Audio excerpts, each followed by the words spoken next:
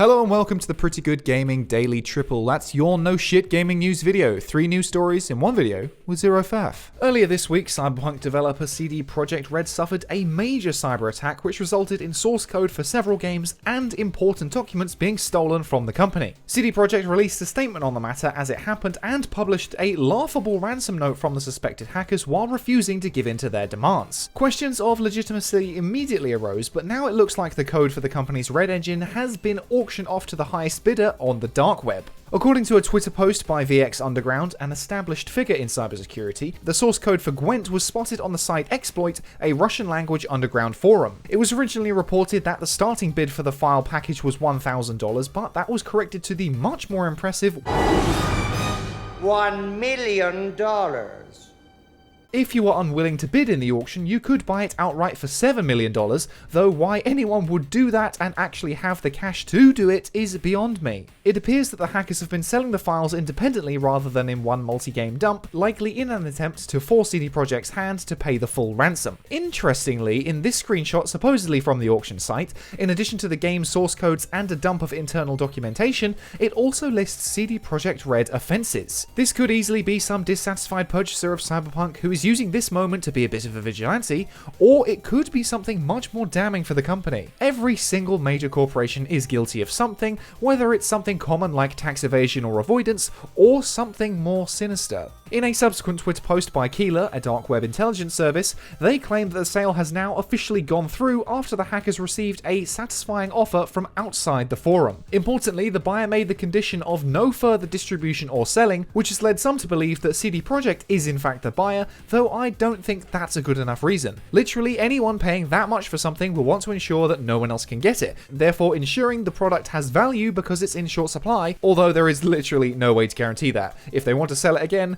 they can, and there's nothing you can do to stop it. There's not exactly any security when you're dealing in the black market, that's why it's the black market. It's not like you could just show them a receipt. That's not to say that this definitely was or wasn't CD Projekt, I just think that's a pretty flat justification on its own. That said, conspiracy theories are so mainstream these days, anything can happen. Maybe CD Projekt claimed to leak their own assets only to pretend to buy them back. I don't know what the company would stand to gain from doing that, but that's honestly some of the things I've seen people talking about. CD Projekt could have just paid the ransom outright, but that would have looked very bad for the company and would open the door for more attacks. Buying back its assets anonymously like this doesn't seem outside the realm of possibility, though that is just a conspiracy. However, the claim that the offer came from outside the forum does lend credence to the fact that CD Projekt may have given in to the ransom. But who knows if any of this is even true anymore. Whether it was a third-party buyer, secretly CD Projekt, the hacker was a former employee who just wants a quick buck, or the whole thing was some bizarre ruse, we will probably never know. In related CD Projekt news, a Witcher-themed board game is coming out. The Witcher Old World will put you in the shoes of a Witcher from one of the 4 schools, Wolf, Griffin, Bear, or Viper, in a time before Geralt's career. At least it's safe to say that with a board game, it can actually release without a million bugs and glitches. And next up, who doesn't love pigs?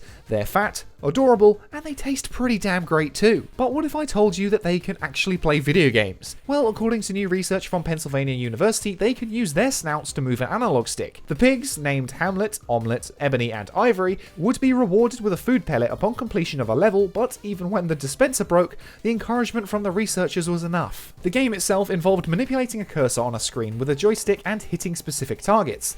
When the correct target was hit, a treat was dispensed. If the pig successfully hit targets within a given time frame, then on the next run of trials, the targets would be reduced in size, making it harder. However, if they were unsuccessful in hitting the targets, they would then be made bigger so it's easier. Hamlet and Omelette were 2 Yorkshire Barrow pigs, with Hamlet being the better gamer of the two, but both struggled as it got harder. Neither showed significant improvement in 1 or 3 walled trials, but both performed a little better on 2 walled targets. Ebony and Ivory are Panapinto micro pigs and had more of a disparity in their gaming prowess. Ivory could hit targets 76% of the time, but Ebony was only successful 34% of the time. Lead author Dr. Candace Croney said, "This sort of study is important because, as with any sentient beings, how we interact with pigs and what we do to them impacts and matters to them. To some extent, all acquired the association between the joystick and cursor movement. Pigs are said to be surprisingly intelligent animals, but none of this is shocking to Kate Daniels, who works at Willow Farm in Worcestershire. Speaking to BBC Radio 4, I don't think this will come as a surprise to anyone that works with pigs. They're not playing Minecraft, but that they can manipulate a situation to get a reward is no surprise at all. The full paper, titled Acquisition of a Joystick-Operated Video Task by Pigs, sus Scrofa, is available to read online, and there's a link to it in the description. The people beating you in online games may well look like pigs, but for the time being they are still human. Perhaps sometime in the future there may be a competitive animal league for video games. I'd certainly find that much more entertaining than watching teenagers scream at Fortnite while I gawk jealously at the prize fund. Unfortunately though, animals such as monkeys in previous similar studies performed much better than these pigs, and that is partially due to the test apparatus being a joystick, which is much more difficult for the pigs to move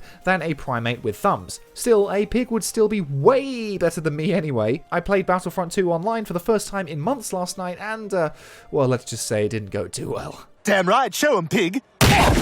And finally, Borderlands is not a series I have any particular love for, it's just never clicked with me. But someone I do have a lot of love for is Jack Black, and he's just been announced that he will be appearing in the new Borderlands movie. He will portray the incredibly annoying robot Claptrap in the movie, which is filling up with other stars on the roster. Other major faces that have joined the cast include Kevin Hart as Roland, Jamie Lee Curtis as Tannis, and Kate Blanchett as Lilith. According to the president of the Lionsgate Motion Picture Group, Nathan Kahane, casting Jack Black was one of the biggest no-brainer casting decisions we've ever made. We couldn't have been more in sync with our filmmakers and casting executives as we approach this role. Everyone who's ever played the game knows Jack is perfect for this part. We're thrilled he will add his endless comic energy and voice to our film. He'll bring so much to the movie. There is no release date currently set for the movie, but I wouldn't expect it until sometime next year, given how the world is still a total shit show. And that's it for today. If you enjoyed this no shit format, go ahead and give the video a like to give it a boost. Hit subscribe and the bell if you want to stay up to date on all future installments. Toss a coin to your YouTuber over at patreon.com/prettygoodgaming. I've been Henry Cooper. That's all for today. Bye for now.